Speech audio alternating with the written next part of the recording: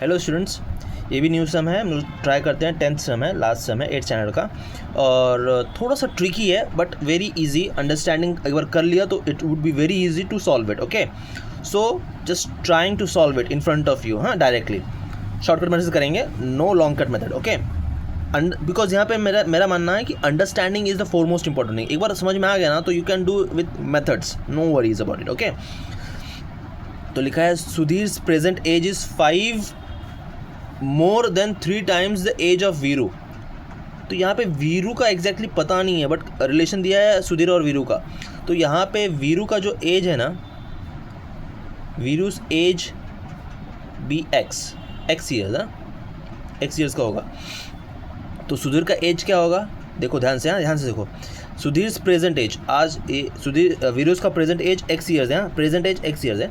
सुधीर का present as is 5 मोर मतलब 5 मोर, हाँ साल ज़्यादा है, then 3 times the age of Veeru.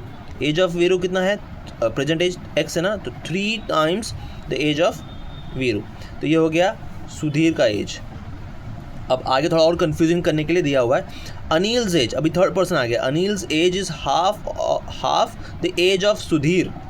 मतलब जो अनिल का एज है वो सुधीर का हाफ है। मतलब अनिल्स एज कितना है, सुधीर का हाफ, मतलब 3x + 5/2। हाँ, simple. If the ratio of the sum of Sudhir's and Viru's age, अब वीरू का एज तो x है और सुधीर का एज तो यहाँ पे 3x + 5 है, ठीक है। If the ratio of the sum of Sudhir's and Viru's age to 3 times मतलब 3 times the age of Anil. Anil का एज कितना है, 3x + 5/2, ये अनिल का एज है यहाँ पे, इज़ 5:6। सिंपल, क्रॉस मल्टीप्लाई कर लेते हैं, ठीक है। क्रॉस मल्टीप्लाई से ना इसको तो पहले ऐड कर लेते हैं, उसके बाद क्रॉस मल्टीप्लाई करेंगे। x + 3x 4x + 5 अपॉन ये वाला टर्म एज इट इज़ लगते हैं ताकि कन्फ्यूज़न क्रिएट ना हो, इज इक्वल टू 5/6, ठीक है। अब इसको सॉल्व करने की कोशिश करते हैं। यहाँ पे 6 bracket 4x + 5 is equal to 5 bracket 3/2 लिखते हैं उसको, इंटू 3x + 5। 3/2 इसको लिया है, ठीक है, 3/2 यहाँ पे कोई इशू नहीं। अभी यहाँ 2 है ना तो यहाँ पे मल्टीप्लाई कर दें, कोई दिक्कत नहीं है। 12 4x + 5 is equal to 5 3 = 15 bracket 3x + 5, ठीक है। सॉल्व करना है इसको।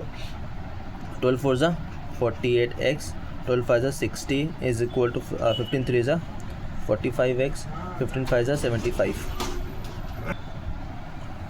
ठीक है। तो 48x minus 45x is equal to 75 minus 60, ये 3x हो गया, इज इक्वल टू 75 माइनस 60 15 हो गया। x equal to 15/3 that is 5, x equal to 5 years, ठीक है। मतलब वीरू का प्रेजेंट एज जो है वो 5 years है, ठीक है। तो सुधीर का कितना होगा, सुधीर एज 3 × x में y की वैल्यू पुट करेंगे, 3 × 5 + 5, 3 5 = 15 + 5 इज इक्वल टू 20 years, ठीक है। क्लियर हो गया। अब सिंपल, और अनिल का एज भी फाइंड करना है। अगर सुधीर का एज 20 है तो अनिल का एज कितना होगा, अनिल्स एज उसका आधा दिया हुआ है, यहाँ पे हाफ दिया हुआ है, तो कितना होगा 20 का हाफ 10 years, ठीक है। सुधीर का आधा है ना, तो सुधीर का अगर 20 है तो अनिल का आधा 10 साल हो जाएगा।